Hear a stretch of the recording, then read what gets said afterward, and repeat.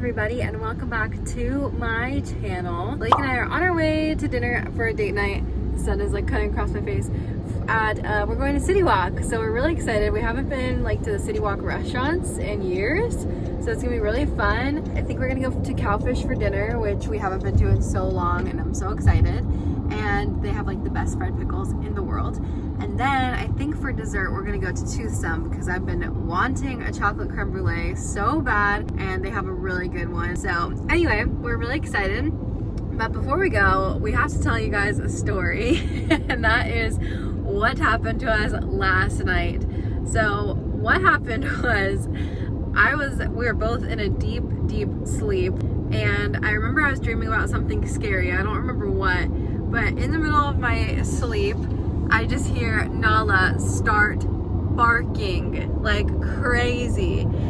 And when somebody knocks on the door or when something happens, Nala gets like, she goes like, woo! Like, even though she's not intimidating at all, she just likes to act like she is and just likes to like be super tough. Picture this, we're in deep sleep and Nala just starts barking like super aggressively, and I wake up first and I just panicked. And they say that you only know if you're flight or fight when you absolutely have, like, instinctually, when you're absolutely in that position where you have to learn if you're flight or fight. And I've learned that I am a fighter, but in this instance, I guess because I was sleeping, all I could think to do in that moment was just start screaming, and I pulled the covers over my head as if somebody intruding on our house was going to protect me in some way. So I just started screaming and pulling the covers over my head,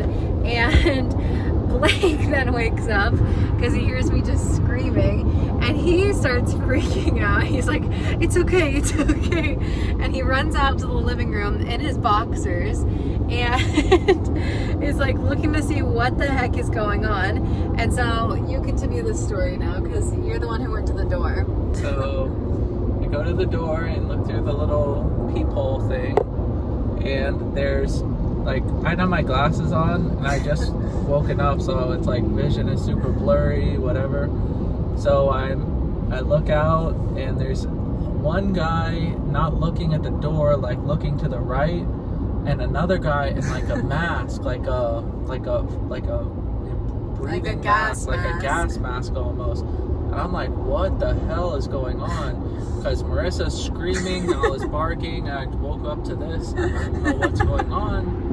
And so then I see one of the guys has like a badge on. I'm like, I'm like, okay, they're firefighters.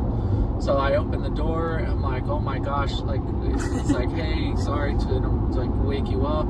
There's a CO2 leak that we've been aware of. No, carbon monoxide. Not carbon dioxide. Carbon monoxide leak. So we just need to see if there's any coming from your apartment. So anyway, I was like, I thought they were from like the Purge or something, because I had no idea what was going on. Blake like opened the door and thought we were in the Purge because he just saw somebody wearing like this gas mask at like it was 6 o'clock in the morning. We didn't know at the time, but it was 6 o'clock in the morning. It was still pretty dark outside. Yeah, it was barely light. It was barely light. Like, we were up for like an hour after this because our adrenaline was just like pumping, and we like watched the sunrise basically from our window. Yeah, so then Blake comes back in the room and like puts on some clothes, and I hold on to Nala, and he goes and opens the door. And so these firefighters come in our apartment, and they have their little readers.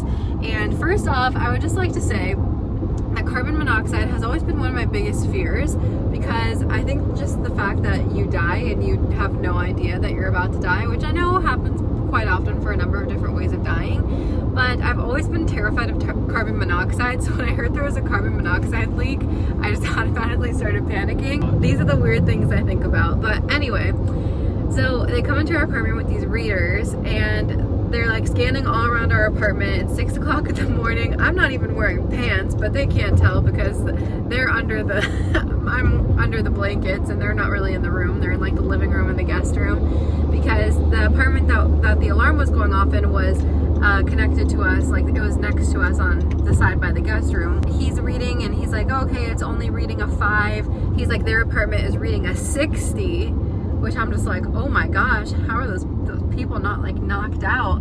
But basically, I guess what they were thinking was that those people were grilling on their patio, and so I looked it up because I was curious how that works. And essentially, like, if you have a lot of like smoke and you don't have oxygen to mix with it, it won't create carbon dioxide, it'll create carbon monoxide that just gets trapped.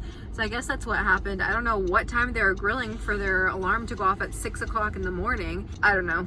Then we have strange neighbors anyway. So basically, we're alive, we're safe, but it was a pretty crazy experience, and we were just laughing about it so much because I woke up and I just went, I don't understand how you say you're a fighter when it comes to fight or flight.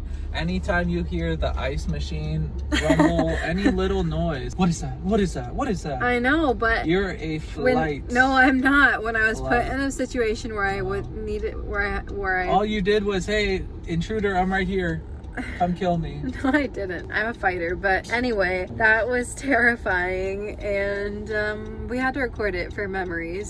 So anyway, pretty crazy story. I'm glad we didn't die from carbon monoxide poisoning. I'm curious, like, if it did end up being them grilling, or like maybe one of our neighbors had like a meth lab or something in their apartment. Like, I'm very curious what ended up happening. But oh, crazy. Our adrenaline was pumping so hard, and we could not fall asleep after that for like a solid hour. But crazy story. Anyway, we'll see you guys at Citywalk. We just made it, and I stupidly realized that the only mask I had in my car was a Disney mask. So I'm going to Universal in a Disney mask, and I feel stupid, but I didn't have any other choice. So we're fully vaccinated on Thursday. So excited. Just 2 more days. Actually, by the time you're watching this, we're fully vaccinated. So everywhere in Citywalk is packed, as we kind of expected. So we got a spot at Cowfish for 9:30, but that's in an hour and a half. So we're gonna get drinks and go mini golfing before. It'll be fun. Okay, we're sharing a Cat 5 Hurricane. Okay. You think I like it?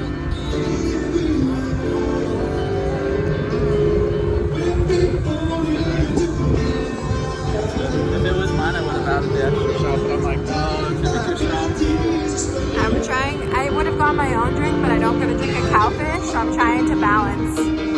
So we were walking and we realized that the upstairs bar at Cowfish is completely open. So we're sitting here now. We're about to get some food and drinks, and I'm excited. We did not get even close to finishing this, so we're stocked up. Cheers! I got the Ruby Panther, and he got the something rosy. Is it good? Let's try my Ruby Panther.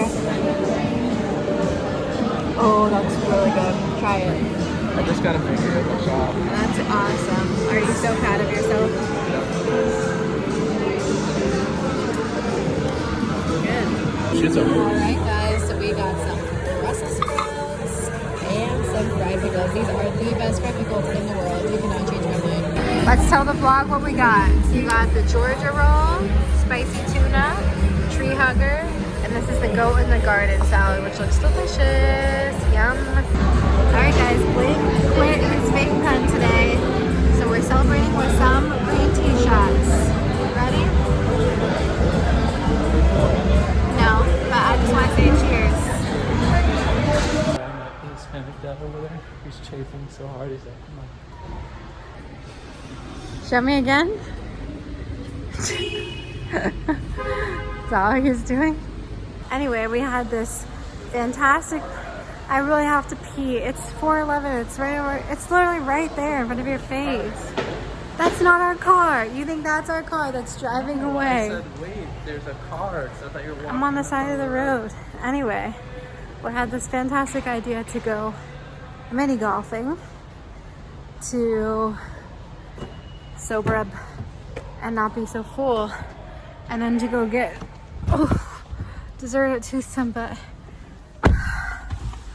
I'm tuckered out. I'm so full. The food is so good. I've had too many drinks. I've only had 2 drinks and a couple sips of the Fat Tuesday drink, but I'm still. You haven't eaten anything all day. Yeah, all I ate today was cupcakes and chips. That's not a good recipe. But I still want dessert, so we're trying to figure out. Oh, I feel a little nauseous. Okay, what do you want to pull over? No, I just want some dessert. Why do no fast food places have like good desserts? Like McDonald's has McFlurries, which are good, but I wish they had like a brownie sundae. All right, it's getting dark, so I'll talk to you later, alligators. Blake was kind enough to stop and give me Twisty treats. So I got peanut butter, brownie, and Oreo. Yummy, yummy.